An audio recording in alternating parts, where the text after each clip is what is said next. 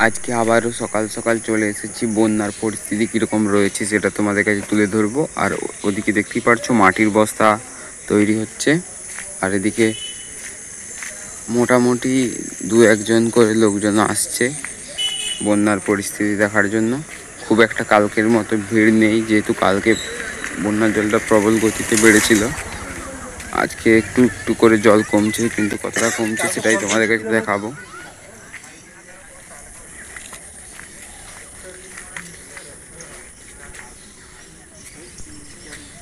তো এখন রয়েছি পাঁশকুড়া কাঁসাই নদীর যে ওয়াটার লেভেল স্কেল, সেই স্কেলের কাছে রয়েছি। আর দেখতেই পারছো ঠিক গতকালের সকালবেলা তোমাদেরকে বন্যার ভিডিওতে দেখিয়েছিলাম, ঠিক জলটা ছিল এই 50 লেভেলের মধ্যেই।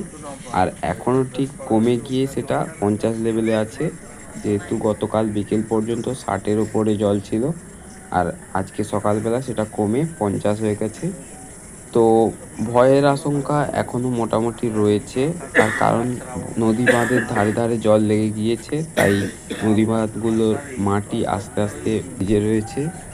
তো যে কোনো মুহূর্তে একটু দুর্বল ফাটল পেলেই ঘোগ পড়তে পারে, আর সেই ঘোগ থেকেই বড় আকার ধারণ করে বাঁধ ভেঙে প্লাবিতও হতে পারে। তাই জল কমতে শুরু করলেও সবাইকে সতর্ক থাকতে হবে। আজকের এই ভিডিওটি কেমন লাগলো কমেন্ট করে জানাবে। আর এই চ্যানেলে যদি কেউ নতুন হয়ে থাকেন চ্যানেলটি সাবস্ক্রাইব করবেন। দেখা হচ্ছে পরের ভিডিওতে। জয় হিন্দ, জয় ভারত।